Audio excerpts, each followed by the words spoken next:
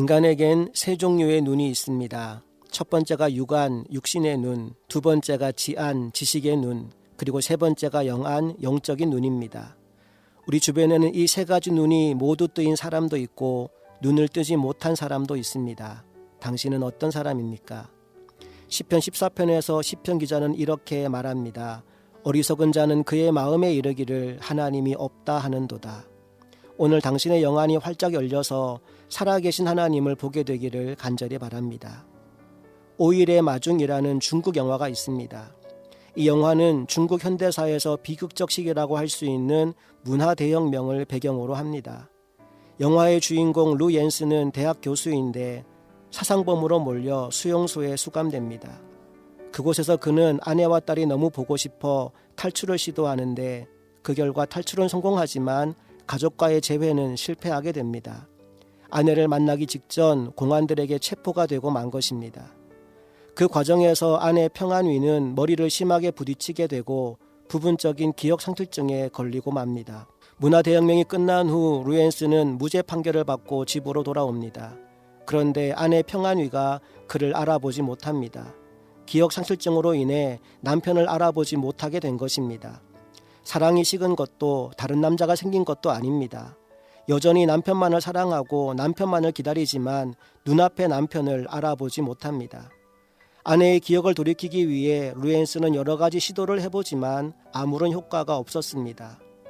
그러던 어느 날 아내 앞으로 편지 한 통이 날아옵니다. 그 편지는 루엔스가 석방되기 전 수용소에서 보낸 마지막 편지였습니다. 뒤늦게 도착한 그 편지를 보는 순간 루엔스는 자신이 이번 달 5일에 돌아온다고 쓴 편지의 내용을 기억합니다. 몇 월이라고 기록하지 않은 것이지요. 그래서 딸과 함께 작전을 하나 세웁니다. 마침 그날이 4일이었기에 그 편지를 보고 아내가 역으로 마중을 나오면 자신이 이제 막 도착하는 것처럼 연기를 해서 아내의 기억을 회복시켜 보겠다 작전을 세운 것입니다. 하지만 이 마지막 작전도 실패로 돌아갔고 아내는 여전히 남편을 알아보지 못했습니다. 그런데 그 편지를 받은 이후 평안위의 일상이 달라지게 됩니다.